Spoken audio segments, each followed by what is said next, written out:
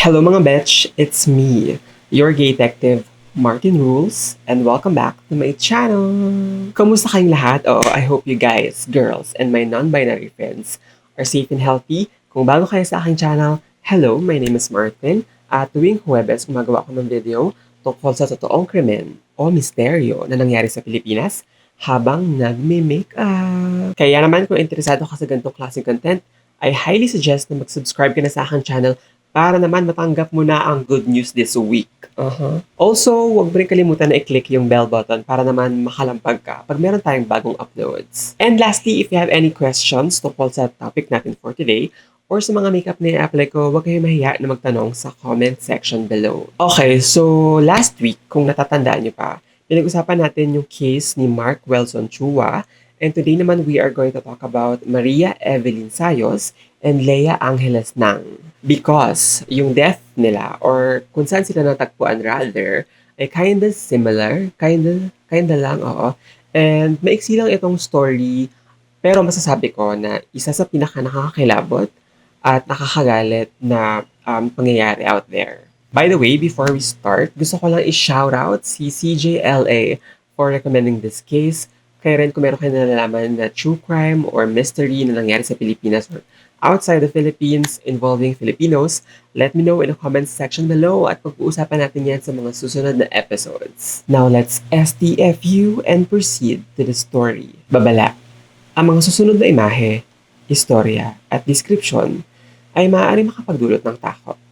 Huwag magpatuloy kung kinakailangan. So, pumutok yung balita na ito noong July 23, nitong 2020 lang, nung natagpuan yung nabubulok na katawan ni Maria Evelyn Wong Sayos, 54 years old, sa loob ng septic tank nila sa Dasmariñas, Cavite. Gumawa ito ng ingay sa social media dahil 4 na taon na pala siyang pinaghahanap ng mga kamag-anak niya. According sa mga authorities, Evelyn disappeared noong 2016. Ayon sa isang anak ni Evelyn na si Joanna Marie Sayos, sinabi nito sa mga kapatid niya at mga ibang kamag-anak na pumunta yung itong si Evelyn sa Singapore after some misunderstanding. Ang sabi naman ni Michael, isa pang anak ni Evelyn, na he had a gut feeling na nagsisinungaling itong kapatid niya.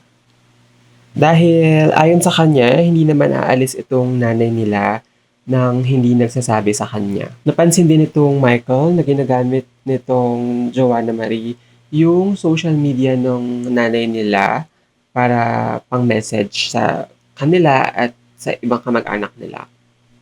And actually, nagpo-post pa itong Joanna sa kanyang Facebook account noong mga panahong nawawala yung kanyang nanay. Halimbawa na lang sa isa niyang post, and I quote, "Happy birthday ma, okay na ba yung regalo ko sa'yo? Ang sexy mo dyan ah, I love you," end quote. Meron din siyang mga religious post. Sa isa pa niyang post, quote unquote, "Will, happy birthday Joanna. Thank you to my beautiful Evelyn Wong Sayos sa new phone. Baby Oppo F1. Sa ibang araw daw yung ibang gifts. Haha. Chos, love you ma. Hashtag 18th birthday. Hashtag legal age." Lalo pang nagtaka yung Michael nung may inayos yung jowa ni Joanna na si Ronald James Ruby sa kusina nila. And then nung 2018, nireport ng pamilya sa mga pulis yung nawawalang si Evelyn. Somehow, nawala yung pagdududa ng ibang anak ni Evelyn dahil kapag nag-text sila sa nanay nila, it would always text back. Nagte-text din ito kapag may mga certain celebrations or occasions, katulad ng birthdays, Christmas, New Year, ganyan. But little did they know, it was in fact Joanna all along pretending to be their mother. That fucking bitch. Fast forward nung 2020, 2 p.m., Wednesday, natuklasan nung isa pang anak ng biktima na si John Levi Sayos yung bangkay ng kanilang ina sa ilalim ng septic tank nung pagkatapos magawa ng bahay nila. Nakumpirma na si Evelyn yung bangkay dahil sa mga nakitang personal documents ng biktima, katulad na lang ng passport and other IDs. na nakalibing din dun sa Poso Negro. Sabi ni Dasmariñas Police Chief Lieutenant Colonel Richard Ang, yung anak ng biktima na si Joanna Marie Sayos at yung boyfriend nito na si Ronald James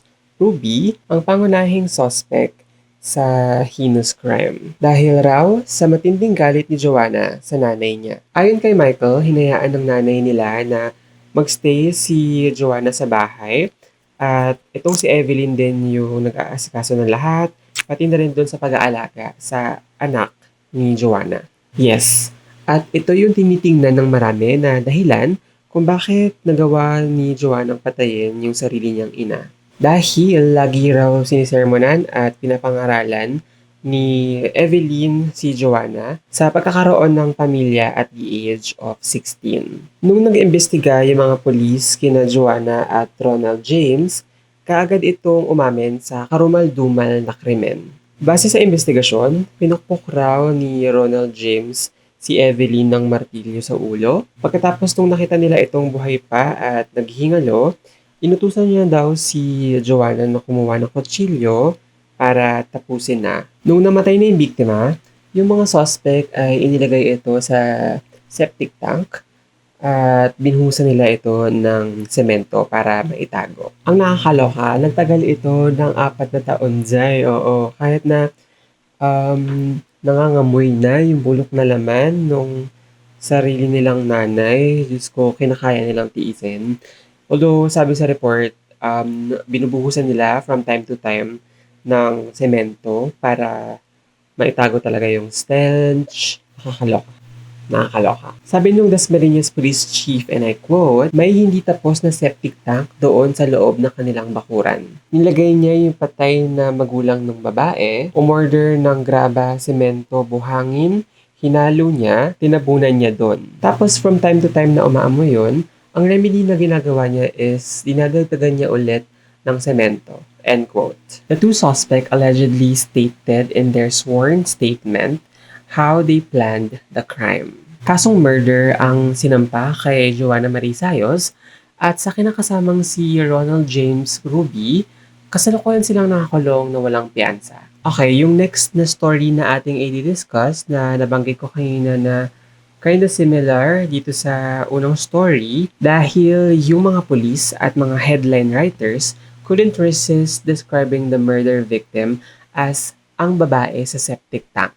Because nangyari itong krimen noong 2012 at yung movie ni Eugene Domingo na ang babae sa septic tank ay a year before. The thing is, yung biktima was not really found inside the septic tank unlike kay Maria Evelyn Sayos, but she was actually stuffed inside a bunker tank sa isang abandoned warehouse sa San Pedro, Laguna. The victim was a wealthy businesswoman na nawawala for months. Her name is Leia Angeles Nang, 40 years old, asawa ni Tommy Nang, isang executive sa Gaisano Mall in Cebu. At yung suspect turns out to be the family friend na si Romel Miranda, a young police colonel who before he was implicated in the crime had a promising career before him. Si Miranda was said to be the first Philippine National Police officer na makatanggap ng Fulbright Scholarship. Ito ay isang prestigious study grant awarded by the US government to potential leaders in various fields. Noong 2010, umalis si Miranda sa post niya as spokesman ng NCRPO or National Capital Region Police Officer para tapusin yung studies niya sa University of Minnesota under the Fulbright Humphrey Fellowship. Pagkatapos, he became the Deputy Chief of Communication and Electronics Service of Police Regional Office 7 stationed in Cebu. At yung possible involvement ni Miranda in Nang's murder has prompted other Humphrey Fellows to start a internet signature campaign asking for a fair investigation into his case. The petition gathered 1,034 signatures. Merong isa nagsabi dun sa petition, and I quote, I knew Romel when he was living in Minnesota last year. He is an upstanding gentleman with the highest regard for others. He deserves a fair and impartial hearing of his case. End quote. Sa past interviews, si Miranda, then NCRPO spokesperson, was quoted na sinabing he would like to improve PNP's record. Lalong-lalo na sa human rights at yung image nito na patuloy na nadudungisan ng mga kaso ng mga police brutality. Pero after a year na sinabi niya yon, his own reputation tatters sa possibility na pagkasangkot niya sa murder ni Lea Nang.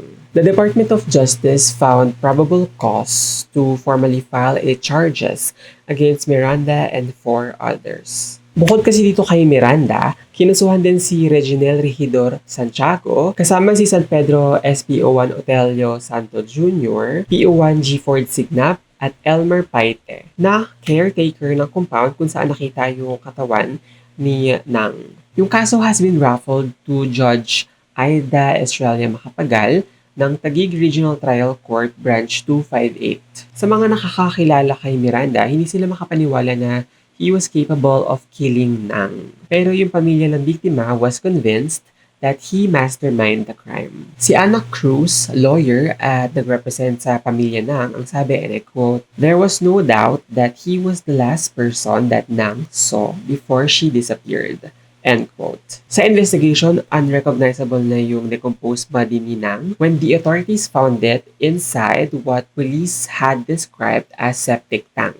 Yung lugar kung saan na-recover yung makay ay sa Magnum Compound, San Vicente Road sa San Pedro, Laguna. Na-identify yung katawan through a tattoo on its waist. Si Dr. Raquel Fortun, forensic pathologist, na nag-conduct ng investigation upon the request of Nang's family, clarified that the body was not stuffed inside a septic tank, but an abandoned bunker fuel tank.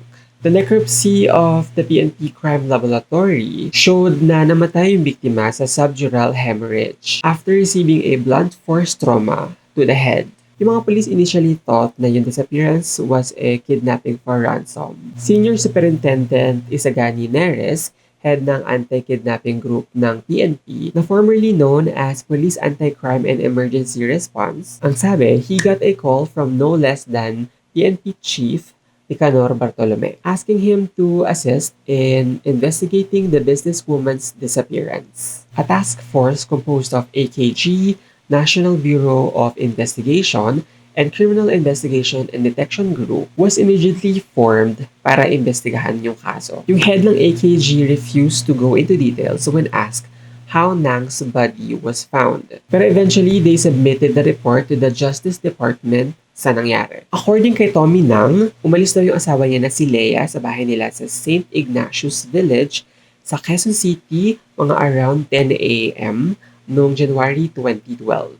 Sakay siya ng silver metallic Toyota Land Cruiser Prado with a plate number JUS77. Hindi daw ito bumalik nung afternoon at hindi na ma-reach through her mobile phone. Dagdag pa ni Tommy, tinawagan niya yung branch ng BPI kung saan suppose nandun si Lea na may pipirmahang mga documents pero she was not there. During the police initial search noong hapon ng January 23, natagpuan nilang nakapark yung sasakyan ni Nang sa parking lot ng Walter Mart Grocery sa Carmona, Cavite. Sa CCTV footage, nakita ang dalawang lalaki ang nagpark nung sasakyan ng biktima. Sa isa pang footage from another CCTV sa San Pedro exit of South Luzon Expressway in Laguna, nakita yung sasakyan exiting the toll gate about 2:40 p.m. noong January 20 with 2 men seen in the front seat. Yung kapatid ni Lea na si Jauregio Angeles identified one of them as Tagoy, whom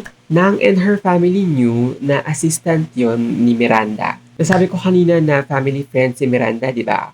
Well, he also served as debt collector for Nang's lending business. Si Crystal yung lawyer, remember? Ang sabi niya si Tagoy, also known as Reginel Regidor Santiago, former police officer residing in San Pedro, Laguna, yung nangongolekta ng debts for Nang nung nasa US si Miranda for his studies. Noong February 22, police operatives kasama ng mga Nangs sumugod sila sa Pasita, San Pedro, nung ma-confirm nila na nakita itong Santiago sa isang off-track betting station. Nang's lawyer said, and I quote, "After the arrest, Santiago first denied the charges, but he confessed after seeing himself in the CCTV clips." End quote. Yung confession ni Santiago led police operatives to Lea Nang's remains and the primary suspect in the gruesome murder. In his extrajudicial confession, Santiago told the police that it was Miranda who had ordered him to dump Nang's body and was already dead when he saw her noong January 20. Tinawagan rin daw siya ni Miranda a day before para magkita sila sa Corinthian Village in Quezon City. At bago siya pumunta sa QC, nakipag-meet muna siya kay PO1 Otelio Santos at Jefford Signap sa Pasita, San Pedro. Sabi ni Santiago, and I quote, "After 2 hours of waiting, Miranda called and told me to proceed to UCC Corinthian Village in Quezon City." End quote. Dagdag pa ni Santiago, nakita niya yung body ni Lea Nang slumped in the driver's seat of Toyota Prado and with Miranda in the passenger seat. Ang sabi niya, quote-unquote, "We moved Lea Nang to the back seat and drove off to San Pedro." Bago bumaba si Miranda sa C5 Road in Taguig, sinabihan niya raw sila Santiago ng quote-unquote, "Kayo na ang bahala dyan." Inadmit ni Santiago yung pagtapon sa katawan ng biktima sa tank sa Magnum Compound in Barangay San Vicente, San Pedro, Laguna. Pagkatapos, sinilihan pa nila ng semento yung tank to hide the crime. As to the possible motive, si Crystal, yung lawyer, said, Miranda may have killed Nang at the height of an argument over his debts amounting of 18 million pesos, including collections that he had not turned over to the businesswoman. They described the Crystal si Lea as a tough woman, mother of 4 children including a 2-year-old boy. Super busy daw nito at engaged in trucking at money lending. In earlier reports by the Philippine Daily Inquirer, Miranda denied his involvement sa murder, claiming that the victim has been his good friend since 1997. Sa counter affidavit niya, he had said that he had no motive to kill or harm Lea Nang. At tinawag niya yung motive to implicate him in Nang's death as sinister. Dininay niya rin yung mga claims that he owed her a lot of money. He, however, admitted meeting Nang at the Corinthian Village, pero ang sabi niya, they only talked about business matters. Miranda said he left Nang alive with Santiago, who was to accompany her in the car. Yung dalawang San Pedro policeman, on the other hand, said they had nothing to do with the murder and just hitched a ride with Santiago and Miranda to San Pedro. Sa preliminary investigation hearing dito sa nangyaring kidnapping and murder of Lea Nang, hindi umaten si Miranda. Sabi ng attorney niya na si Reynaldo Rulo, my client did not have to attend the hearing. He asked for more time to submit his counter affidavit. Yung lawyer naman ng mga Nang na si Crystal feared that Miranda and 2 other policemen were now at large because they had failed to appear at a scheduled arraignment. She also said Judge Estrella Macapagal has yet to issue arrest warrant against the accused, apparently assuming Miranda and 2 other policemen were now under the custody of the PNP. Ang sabi niya, in a quote, "We are appealing to the judge to issue a warrant of arrest and put the accused in a jail facility. We are afraid he could go anywhere and even travel outside the country." End quote. Si PNP Director Nicanor Bartolome has vowed to have the case thoroughly investigated. Sabi niya, he will not coddle any police officer involved in Nang's murder. Si PNP spokesperson, Superintendent Agrimero Cruz, sabi Santiago has been charged before the Department of Justice with kidnapping for ransom, homicide, and illegal possession of firearms. Si Santos and Signap, on the other hand, ay bigla na lang nawala. Naglaho. Na parang mula. Samantala, si Miranda has been reassigned to Personal Holding and Accounting Unit in Camp Crame to ensure his availability to face further investigation. Sabi ni Miranda sa kanyang statement, he was set up and he intends to clear his name. And as of 2022, walang updates tungkol sa murder ni Lea Angeles Nang. So that's it for today's video. Let me know your thoughts in the comments below. Ako personally, nakakalungkot at saka nakakaloka na parang bakit kailangan pa humantong sa ganito? Diba? Parang, pwede mo kayong Hindi ko magets, hindi ko maintindihan. Sa dami na nang na-discuss natin sa aking channel about true crime and mysteries, ngayon lang ata ako na speechless sa case na ito. Sa dalawang case na ito actually. Parang grabe, wala na akong maidadagdag, wala akong masasabi, wala akong masabi. Sobra yung gruesome na nangyari sa mga biktima. And ayun lang siguro yung masasabi ko na may their soul rest in peace. And hopefully, magkaroon ng closure or justice itong nangyari dun sa Lea Nang. Dahil yung kay Maria Evelyn ay nakulong naman yung mga suspects at pagbayaran nila itong kasalanan na ginawa nila habang buhay. Kayo naman, let me know your thoughts sa comment section below about sa dalawang story nito na hindi naman totally similar pero may pagka-kinda katulad ng sinabi ko kanina pero yeah, I want to know your thoughts. That's it for me today. Thank you so much for watching. As always, please keep safe and healthy and I'll see you guys on my next video. Bye!